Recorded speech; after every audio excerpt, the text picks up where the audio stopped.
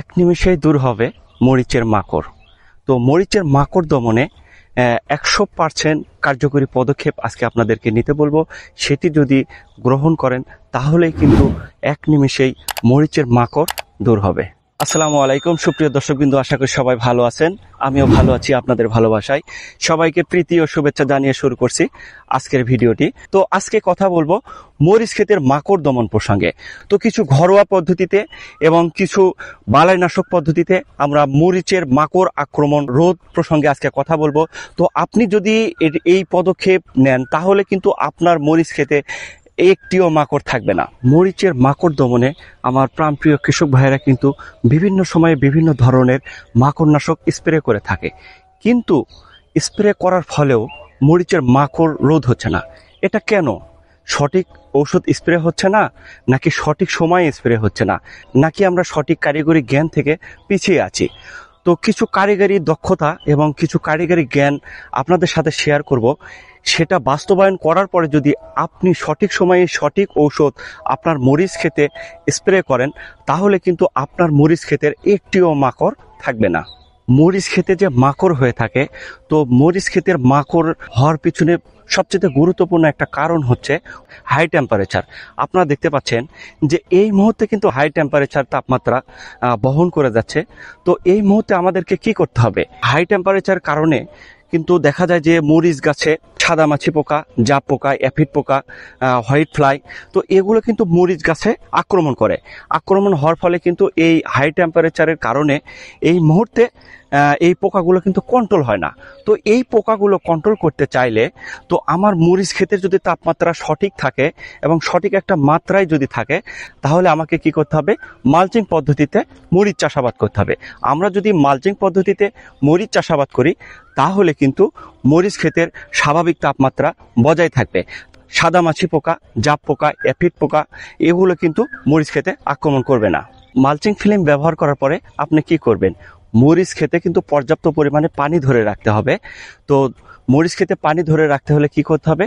10 থেকে 15 দিন পর পর আপনাকে সেচ প্রদান করতে হবে।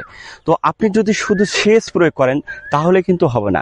এখানে আরো একটি গুরুত্বপূর্ণ একটা কাজ হচ্ছে, তো মরিচ ক্ষেতের অবস্থা কিন্তু আপনাকে স্যাঁতসেঁতে রাখতে হবে। তো আপনি যদি মরিচ ক্ষেতের অবস্থা 10% স্যাঁতসেঁতে রাখেন, অর্থাৎ মরিচ ক্ষেতে এই যে সেচ নালা আছে, সেচ নালাটা দেখলেই কিন্তু বোঝা যাবে যে এটা একটু হালকা স্যাঁতসেঁতে অবস্থা আছে। তো আপনি যদি এইরকম হালকা স্যাঁতসেঁতে অবস্থা রাখেন তাহলে কিন্তু মরিচ ক্ষেতে মাকড়ের আক্রমণ হবে না। সুপ্রিয় দর্শকবৃন্দ, মরিচ ক্ষেতের মাকড় দমনে আরও একটি গুরুত্বপূর্ণ কাজ হচ্ছে যে আপনারা আমার সাথেই থাকুন এবং দেখুন যে এই যে একটা গাছের গোড়ার বর্তমান অবস্থা, তো গাছের গোড়াতে কিন্তু অন্ধকার হয়ে আছে। তো আমরা গাছের গোড়া কিন্তু অন্ধকার রাখবো না।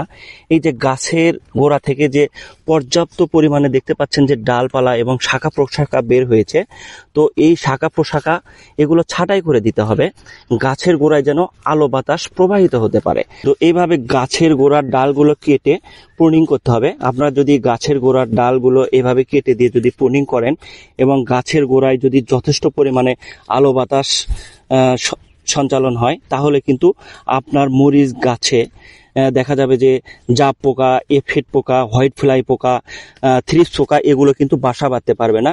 তো এগুলো পোকার কারণেই কিন্তু আপনার মরিচ ক্ষেতে মাকড় আক্রমণ হয়। তাই আমরা কি করব? মরিচ গাছের গোড়া সবসময় নিট অ্যান্ড ক্লিন রাখবো। এই যে আপনারা দেখতে পাচ্ছেন এই পাশে এটা কিন্তু পরিষ্কার একটা গাছ, আর এই গাছ কিন্তু এর আগে অন্ধকার ছিল। সুপ্রিয় দর্শকবৃন্দ, আমরা এতক্ষণ যে কথাগুলো বললাম, যে কার্যকরী পদক্ষেপগুলো নিতে বললাম, এগুলো কিন্তু আমাদেরকে সঠিকভাবে নিতে হবে। তারপরে যদি আমরা ঔষধ স্প্রে করি তাহলে কিন্তু আমাদের মরিচ ক্ষেত সম্পূর্ণ সুস্থ থাকবে এবং মাকড় দমন হবে। তো তার আগে দেখুন যে বর্তমানে মরিচের কি অবস্থা।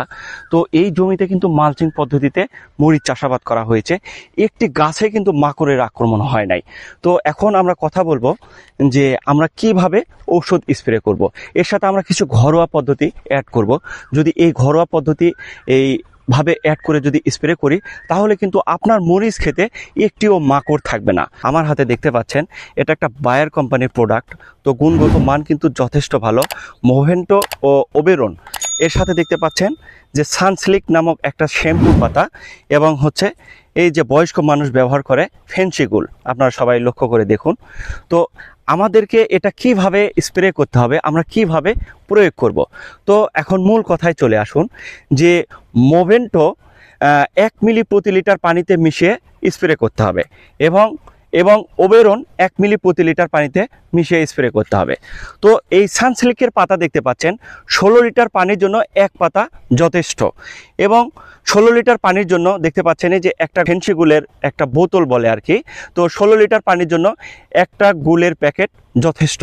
এই 4টা দ্রবণ যদি আমরা একত্রে মিশ্রিত করে মাকড় আক্রমণ অবস্থায় 5 দিন পর পর যদি এই 4টা পদক্ষেপ নিয়ে আমরা যদি স্প্রে করি, তাহলে কিন্তু মরিচ খেতে মাকড় আর থাকবে না। এইভাবে যদি আমরা মরিচ খেতে সুস্থ থাকা অবস্থায় 10 থেকে 15 দিন পর পর স্প্রে করি, তাহলে মরিচ ক্ষেতের মাকড় আক্রমণ হবে না। এবং মরিচ ক্ষেতে যদি মাকড় আক্রমণ হয়ে থাকে, তাহলে আমাদেরকে 5 থেকে 7 দিন পর পর এই পদক্ষেপটা নিতে হবে।